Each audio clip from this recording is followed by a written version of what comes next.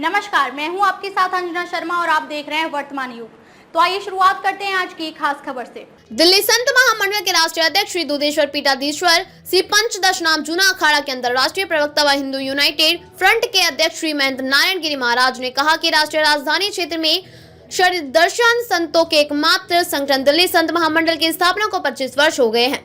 संस्था का रजत जयंती समारोह 21 नवंबर को अक्षरधाम मंदिर में मनाया जाएगा। समारोह के मुख्य अतिथि अखाड़ा परिषद के सचिव रामानंदपुरी महाराज, परमार्थ निकेतन के अध्यक्ष स्वामी चिदानंद सरस्वती महाराज, विशिष्ट अतिथि विश्व परिषद श्रीमद् भागवत कथा वाचक देवकी नंदन ठाकुर, विश्व जागृति मिशन के संस्थापक सुधांशु जी महाराज व कल की पीठाधीश्वर आचार्य प्रमोद कृष्णम होंगे। उन्होंने कहा कि संगठन 25 वर्ष से अधिक समय से धर्म, अध्यात्म व समाज सेवा के क्षेत्र में मिसाल कायम कर रहा है। इस परंपरा को आगे बढ़ाते हुए संगठन जल्द ही निर्धन कन्याओं का विवाह कराएगा। मंदिरों या कहीं भी देवी देवताओं की मूर्ति रख देने को लेकर जागरूकता अभियान चलाकर लोगों को बताया जाएगा कि ऐसा करना अपने देवी देवताओं व धर्म का प्रचार करना है। मिट्टी से बनी मूर्तियां का ही प्रयोग किया जाए और उनको अपने घर के मामलों, नदी के जल आदि में प्रवाह किया जाए। जरूरतमंद बच्चों को शिक्षित कराने के साथ ही उन्हें स्टेशनरी व अन्य सुविधाएं उपलब्ध कराई जाए। सर्दी की शुरुआत हो चुकी है और जल्द ही जरूरतमंदों लोगों को गर्म कपड़ों का वितरण कराया जाएगा। रजत जयंती पर एक और निःशुल्क एम्बुलेंस शुरू की जाएगी। 2 एम्बुलेंस पहले से ही चलाई जा रही हैं। जरूरतमंदों को आधुनिक चिकित्सा की सुविधा उपलब्ध कराने के लिए शिविर भी लगाए जाएंगे। बांग्लादेश, अफगानिस्तान व पाकिस्तान से आने वाले शरणार्थियों को शरण देने के साथ उन्हें आजीविका का साधन उपलब्ध कराने में मदद की जाएगी। रोहिंग्या के अलावा बांग्लादेश, अफगानिस्तान व पाकिस्तान के घुसपैठियों को देश से बाहर निकालने के लिए संगठन अभियान चलाएगा। बच्चों में अच्छे संस्कार व नैतिक मूल्यों की स्थापना के लिए भी अभियान चलेगा। संगठन के महामंत्री महामंडलेश्वर नवल किशोर दास महाराज ने बताया कि संस्था के गठन से पूर्व दिल्ली एवं एनसीआर के सभी संतों को अपनी परंपरा के संरक्षण एवं संवर्धन में अनेक प्रकार की प्रशासनिक समस्याओं का सामना करना पड़ता था। इसके चलते महामंडलेश्वर स्वामी राघवानंद महाराज, स्वामी प्रज्ञानंद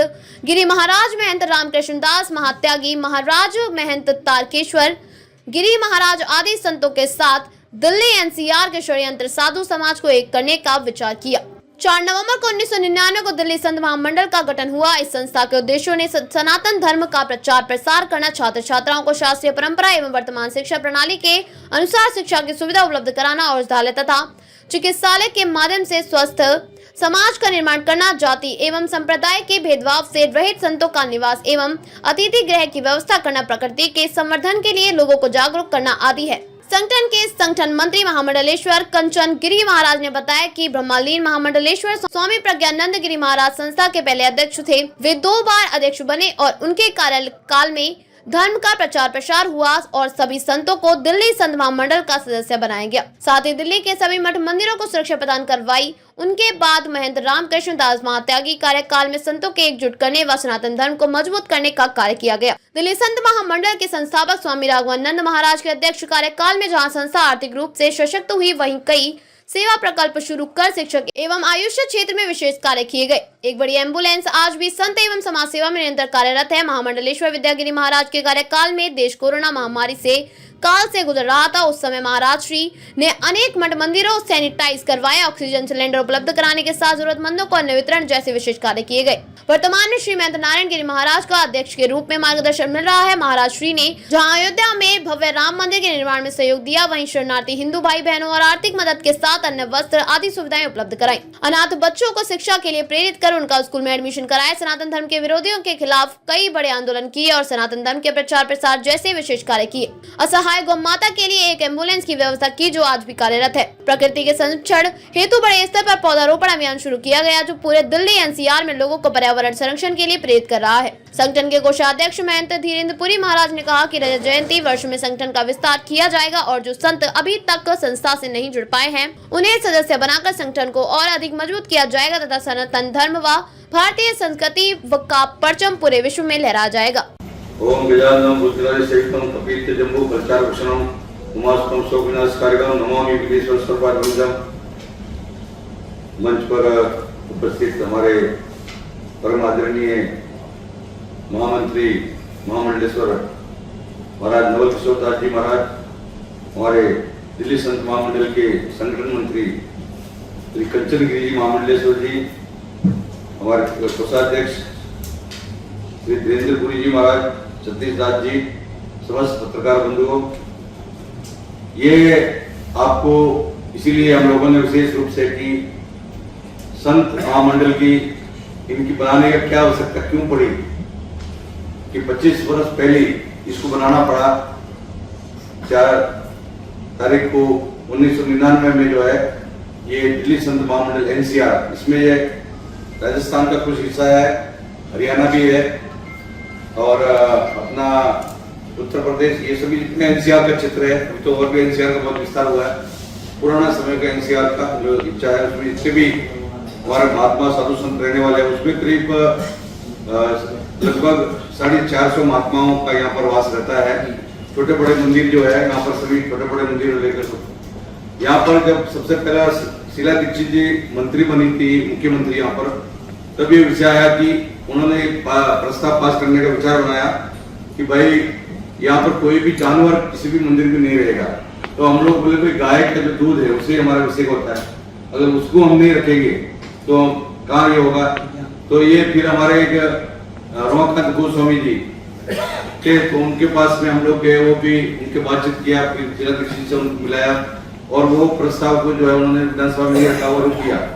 तो फिर उस टाइम हम लोग के मन में विचार हुआ कि एक संगठन होना चाहिए, कलियुग संघ शक्ति, कि अभी जैसे आपको पत्रकारों का एक संगठन है ऐसा हमारा साधुओं का भी एक संगठन होना चाहिए। क्योंकि हम लोगों के पास में क्या आशीर्वाद लेने के लिए तो सब नेता लोग, बड़े बड़े लोग, सभी लोग आते हैं, परंतु जब काम पड़ता है उनके पास जाते हैं तो महाराज बोले देखो सिस्टम के है तो अपने हिसाब से आप देख लो, कोई अदालत में चले जाओ कभी कुछ है, तो बहुत जगह पर मंदिर तोड़ देते हैं और जो बहुत जो प्राचीन मंदिर बने हुए रहते हैं, बहुत से साधु महात्मा संस्था रजिस्ट्रेशन नहीं करवा पाते हैं, बहुत से साधु ऐसे है कि तो भजन में रहते हैं, सरल महात्मा रहते हैं। तो ऐसे ही बहुत सी समस्याओं को लेकर सभी हमारे संत महात्माओं के मन में ये चिंतन हुआ कि एक दिल्ली संत महामंडल होना चाहिए। तो उस समय में जो है 99 में ये जो है 1999 में दिल्ली संत महामंडल का रजिस्ट्रेशन हुआ।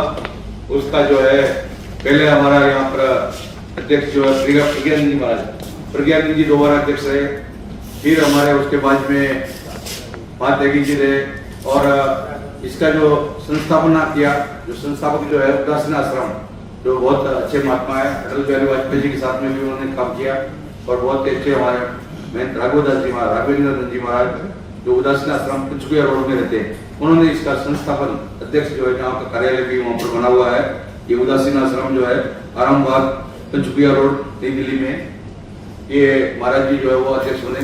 कि कुल मिला के मतलब करीब 5 अध्यक्ष और 6 अध्यक्ष हो चुके हैं, हमें 7वां अध्यक्ष हम लोग को बनाया। तो हम लोगों ने भी विचार किया तो इसमें हमने जब से इसमें अध्यक्ष करीब 1 साल के आसपास हुआ है, हम सभी हमारे जितने भी सहयोगी संत है जितने यहाँ बैठे हुए हैं, उनका पूर्ण सहयोग से हम लोगों ने क्या है कि बहुत से जो शरणार्थी हिंदू है उनके लिए और बहुत से स्कूलों में, कॉलेजों में बहुत से बच्चे जो है वंचित समाज से है, बहुत से जो साधारण स्कूलों में पढ़ते हैं, छोटे छोटे विद्यालयों में है, उनके लिए कुछ अपना आर्थिक सहयोग है। दिल्ली में जो आप देखते हैं कि अभी पूरा गैस का चैम्बर बन गया है, हम लोग समय समय पर जो है पर्यावरण को लेकर कुछ वृक्ष वगैरह लेकर, पिछले बार भी हमने 1 लाख वृक्ष के आसपास में जमुना किनारे पर लगाया। तो पर्यावरण को लेकर जो भी समाज की चिंता है, समाज की जो विषय है, उन सभी चिंताओं को लेकर समय समय पर हम लोग का जो है ये चिंतन रहता है कि हम लोग भी दिल्ली में रहते हैं, एनसीआर क्षेत्र में है, तो जो भी दिल्ली की समस्या है वो हमारी सभी की समस्या है। तो संतों को भी इसमें कि भाई मंदिर में बैठ भजन पूजा पाठ तो करना है, भक्तों को आशीर्वाद भी देना है, साथ साथ में समाज का भी चिंतन करना है।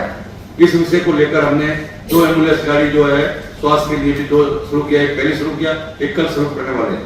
तो इस तरह से और एक हमारा गाय के लिए कोई लंगड़ा है, दूल्हा गाय वगैरह है, उसके लिए एक वाहन की तैयार किया। 3 वाहनों की व्यवस्था जो है हम लोगों ने किया हुआ है। कहीं भी गाय को दुर्घटना होता है, उस गाय को जो है वो गौशाला में पहुंचाना या उसको इलाज करवाना, इस तरह से बहुत सारा चीजों, छोटे छोटे चीजों को लेकर जो है उनका चिंतन किया और उसके बाद में हम लोग इसका कार्य करते हैं। आगे आने वाले समय में 25 वर्ष हम रजत जयंती के रूप में मना रहे हैं। 25 वर्ष अक्षरधाम मंदिर में जो हम लोगों को हॉल का उपलब्ध करवाया, अक्षरधाम संस्था को भी हम लोग धन्यवाद हृदय से आभार व्यक्त करते हैं कि उन्होंने निःशुल्क रूप से अपने को वहाँ पर जो है साधुओं की व्यवस्था वगैरह, भोजन की व्यवस्था सब उन्होंने करने का पूर्ण आश्वासन दिया है। कल जो है 9 बजे से लेके 12 बजे तक है, तो आप जितने भी पत्रकार बंधु है, इलेक्ट्रिक मीडिया, प्रिंट मीडिया, सभी साधन यूट्यूब के हैं, जो भी है, सभी जो भी जो चिंतन करते हैं, जो भी अपने विचारक है, वो सभी लोग उसमें आमंत्रित है। सब लोगों को हमने निमंत्रण दिया है। अभी आने वाले समय में हम लोगों को मन में है कि बहुत से जगह पर हमारे जो मंदिर वगैरह होते हैं उसमें क्या है कि भगत लोग जो है, कोई मूर्ति फट गया, कोई मूर्ति जो है खंडित हो गया, तो वो जाके मंदिर में पेड़ के नीचे, पीपल के नीचे रख देते हैं, या कहीं मंदिर का एक कोने में रख देते हैं। तो वो जो एक मतलब इतना दिन तो मन में पूजा रखा, भगवान के घर सजा के रखा, उसके बाद देखते हैं कि भाई अब कौन जाएगा नदी में के विसर्जन करने के लिए, या कहीं खेत में जाके इसको गाड़ दो, वो विषय तो होता नहीं है। वो जाके मंदिर में तो वो ढेर के ढेर बन जाते हैं। तो इस विषय को लेकर हम लोगों ने चिंतन किया कि भक्तों में जागृति करना चाहिए कि भाई आप जो इतना जो पूजा करते हैं, उनका पाठ करते हैं, वो एक तरह से आपको दोष लगेगा, पाप लगेगा। तो इसको जो है या तो कोई नदी में, और मान लीजिए नदी में भी प्रदूषण होता है, तो कोई जमीन भूमि जो है इसमें एक गड्ढा है, 1 फुट 2 फुट गाड़ कर उसमें गाड़ की मिट्टी उट्टी डाल के उसमें कोई तुलसी का वगैरह पौधा कुछ लगा दीजिए, उसमें कुछ अपना हो जाए है। तो उस तरह से जो है विशेष रूप से ये जो है एक विषय ये भी है। और दूसरा ये जैसे बहुत जगह पर हमारा बहुत से साधु संत के रूप में क्या है कि बहुत से लोग आम पता नहीं होता है, कोई विधर्मी है वो भी साधु संत का रूप धारण कर लेते हैं। और ये क्या है कि भाई रावण ने भी धारण कर लिया, उसको रोक भी नहीं सकते। परंतु अभी हमारे पास में कानून है, उसका धारा है, संविधान है, उसके तहत हम लोग जो है इतना अच्छा उसको दर्ज कर सकते हैं। भगत को उन्होंने क्या सजा है, उसने बोला भाई हमारे से वो अच्छे कपड़े पहन के, हमारे से भी अच्छा तिलक लगा दे, और ऐसा लगेगा आपको कि भाई वो असली लगेगा, हम लोग नकली लगेंगे, कभी कभी ऐसा होता नहीं। तो ये भी इस चीज को हमने आगे की चिंता करना है कि भाई ऐसे जो साधु संत है वो हमारे जितने भी संप्रदाय है, कट्टर संप्रदाय, तो उसमें सभी का उन मंत्र होता है, उनका जो है सारे टेक्सटाइल जो होते हैं भाई उनका सब वंशावली होती है, वो सारा चीज जो बता नहीं पाएगा, नकली है तो उसको नहीं बता पाएगा। तो इस तरह से हम लोग भी कुछ सभी संप्रदायों से करीब 10 से 8 साधुओं को तैयार करेंगे, और जगह जगह प्लेटफॉर्म स्टेशन वगैरह में, क्यों हम सब कुछ सरकार के ऊपर नहीं छोड़ सकते या जनता के ऊपर नहीं छोड़ सकते, तो हमारा भी कुछ कर्तव्य है। इस दृष्टि से हमने जो कहीं पर एयरपोर्ट में है या मान लीजिए कोई रेलवे स्टेशन है, वहाँ अपने जो साधु असली वाले हैं उनको निरीक्षण करके उनका जो है भंडाफोड़ करना। कभी कभी में यूट्यूब पर बहुत अच्छा काम करते हैं वो लोग, ऐसा लोगों को वो जो है उनका खुलासा करते रहते हैं, तो हम लोग को देख के बड़ा प्रसन्नता होती है कि चलो गया हमारा कोई सोचने वाला तो आया, कोई है ना जी। क्योंकि भारत के गणना में क्या होता है कि पूरा भारत वर्ष में जो सरकार का गणना के हिसाब से बोले कि 7 लाख साधु है, और उसमें साधु जो होंगे तो 1 लाख 2 लाख, पर जो भिखारी, तो भिखारियों को भी साधु में गिरते वो लोग। सरकार के आंकड़े में जो है जो भिक्षा मांगने वाले वो भी साधु मिलते हैं वो लोग, है ना जी। तो इसमें क्या है कि हम लोगों को कुछ ऐसा ये सभी चीजों को चिंतन करना है, विचार करना है। ये हमने जब पहले ऐसा होता था कि जब अपने किन्नर है, हमारे शास्त्रों में भी किन्नर का वर्णन हुआ है और भी बहुत जगह पर है उनका, तो ऐसा है कि उसमें पासपोर्ट वगैरह में किन्नर जाति जो है वो मुसलमान जाति लिखा जाता था। तो हमने बोला भाई जिस जाति का है उसको वो जाति लिखना चाहिए।